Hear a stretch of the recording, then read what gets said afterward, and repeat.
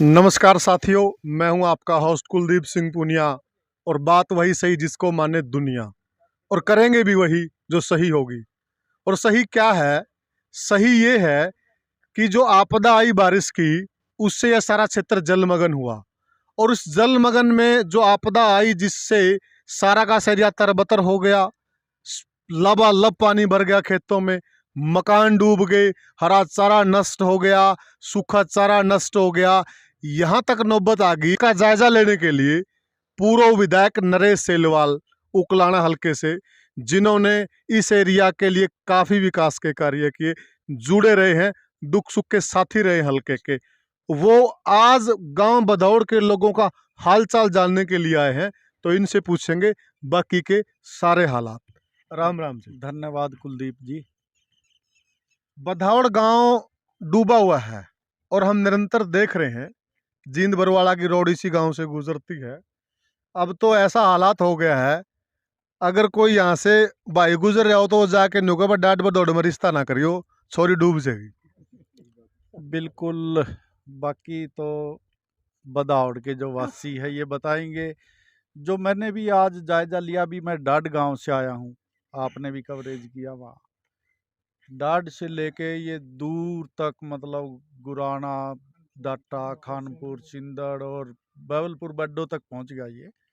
मिर्जापुर, न्याणा, काफ़ी दूर तक, मतलब फ्लड का एरिया। और जो है बदाऊड़ का एरिया भी आप देखो, अभी सारा का सारा गांव चारों तरफ से डूबा हुआ है।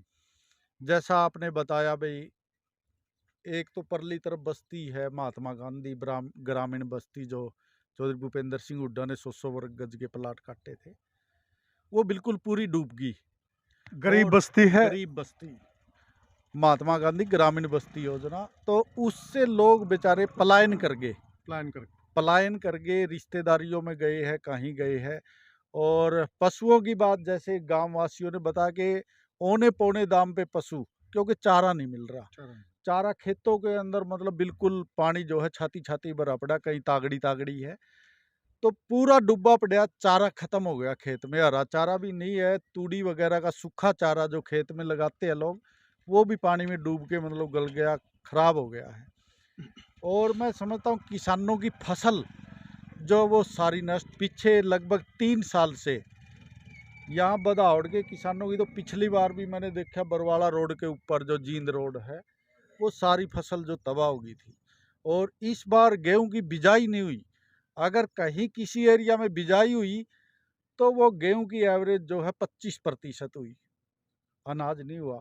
और अब कपास की फसल जो आई पिछली, वो बिल्कुल ही लोगों ने, मतलब उसकी लागत का मतलब वो बाय दी। कपास मतलब भाई किला के अंदर किसी का 10 किलो, किसी का 20 किलो। तो मतलब किसान हर बार से मार में। और इस बार परमात्मा का, कुदरत का जो कहर जो है, बरसात के रूप में लोगों पे हुआ। और गांव के अंदर ये कम से कम 30-40 गांव जो है ये बाढ़ से पीड़ित है। जैसे मैंने अभी नाम भी बताया था आपका, डाटा, गुराना, बदाऊड़, डैड, खरक, ये ब्याना खेड़ा, काफ़ी गांव है।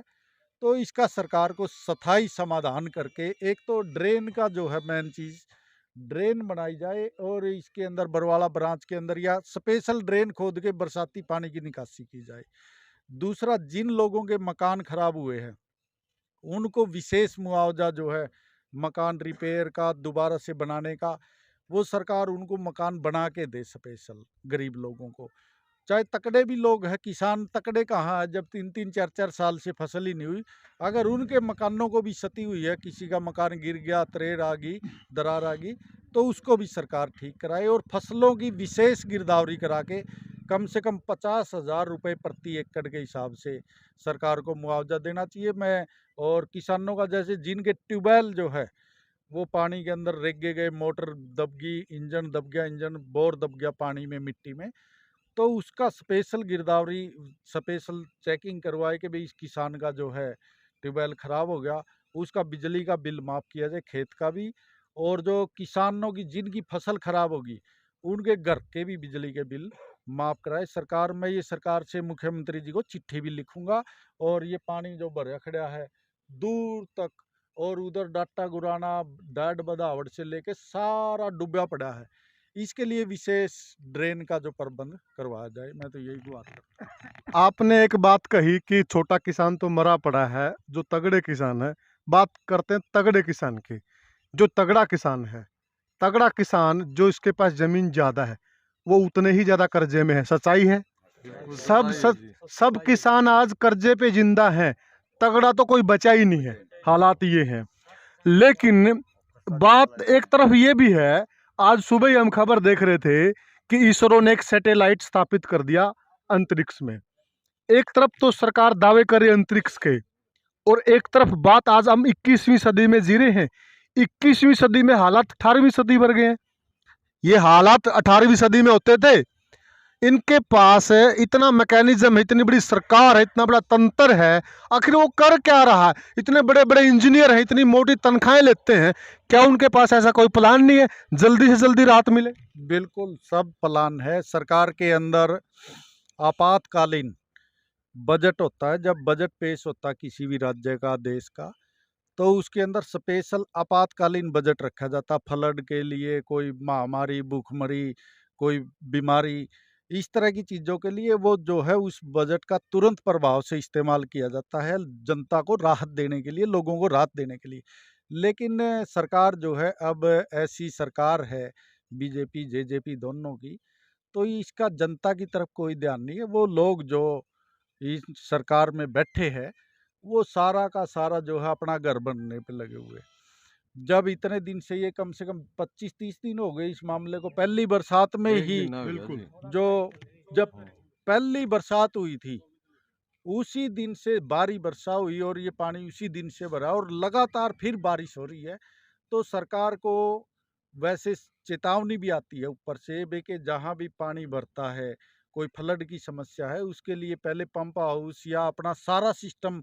मैंने देखा पीछे जब 5-6 तारीख थी पिछले महीने की, तो डीसी की तरफ से लेटर जारी किया गया कि भाई सब सचेत हो जाए कि भाई भारी वर्षा होने वाली है। जब सरकार की तरफ से सचेत किया जाता है तो महकमे पता नहीं कहाँ सोए हुए होते हैं। तो जब पानी, जब वो कहते हैं ना, जब डूब जाता सिर से ऊपर, जब चला जाता, जब सरकार जागती है, तो मैं कहना चाहता हूँ सरकार को समय से जागना चाहिए और ऐसे प्रबंध जो है वर्षा होने से पहले या कोई भी ऐसी आपातकालीन स्थिति आने से पहले, उसके ऊपर सरकार को गौर करनी चाहिए। और अभी चलो सरकार अभी भी जागे, तो मैं समझता हूँ बदावड़, डाट, ब्याना खेड़ा, मतलब गुराना, डाटा, सारा ये पानी में डूबा पड़ा। एक ड्रेन का तुरंत प्रभाव से सरकार जो है ड्रेन खोदे और इस पानी की निकासी करे और इन किसानों को विशेष तौर से गिरदावरी करा के 50-50 हज़ार रुपए प्रति एकड़ देने का काम करे। पूरे बदावड़ गांव वासी भी हमारे साथ जुड़े हुए हैं। तो किसान हैं सारे के सारे, मुख्य रूप से किसान ही हैं। ये जो बेल्ट किसान बेल्ट ही है, ये कहने की जरूरत भी नहीं है, फिर भी मैं बता देता हूँ। सतीश हमारे साथ हैं। कितनी राहत पहुंचाई है प्रशासन ने अभी तक? प्रशासन ने अब तक कोई राहत नहीं पहुंची। 5 महीने से एक लाइन दबनी थी प्रशासन ने, वो आज लग भी नहीं दबी। मोटर ले रखी है, ना मोटर चलाते।